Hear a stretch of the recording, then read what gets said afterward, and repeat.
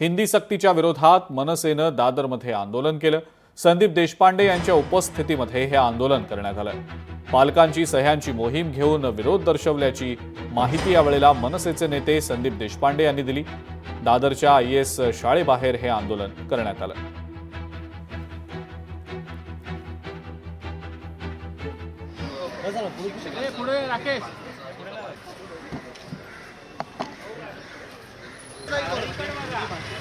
अमरीश पाटी आहे ना, कुठे चाललात तुम्ही?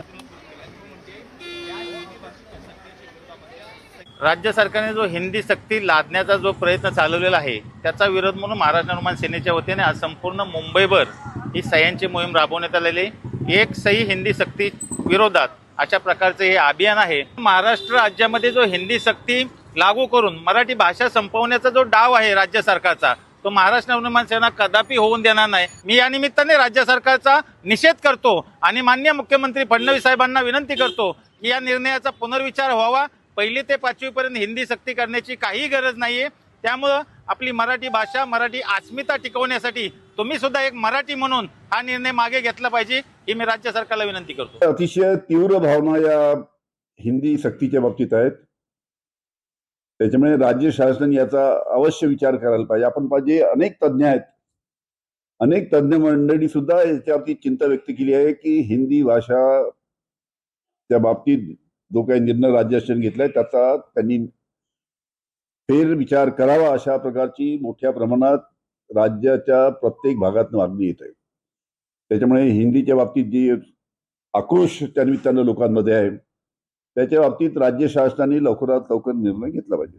हिंदू मध्ये अगर भांडणं लावण्याचे कार्यक्रम होत असतील, हिंदू समाजालाच अगर तोडण्याचे कार्यक्रम होत असतील, तर उद्या इस्लाम राष्ट्राला बनवण्यामध्ये तुम्ही हातभार लावताय का, याच्याबद्दल थोडा विचार करून आंदोलन करावं असं माझं मत आहे। आणि म्हणून राज्य सरकारमध्ये आम्ही आहोत। आदरणीय फडणवीस साहेबांनी पण हीच भूमिका घेतली आहे। आमची सगळ्यांची भूमिका आहे की कोणी हिंदी सक्ती केलेली नाही, करू शकत नाही। आणि म्हणून हिंदी नसेल तर संस्कृत घ्या, दुसरी भाषा घ्या, पण मराठी शिकायलाच लागेल, एवढी सरळ स्पष्ट भूमिका आहे। मराठी ही भाषा, ही बोलीभाषा ही मला वाटतं लोकांच्या, संतांच्या वाणीतून निर्माण झालेली भाषा आहे। ही संत परंपरेतून निर्माण झालेली भाषा आहे। म्हणून ही भाषा, याची ओळख जगात कुठेही गेला तरी तुम्ही एखाद्या माणसाने मराठी बोलले की चमकून मागे बघतो।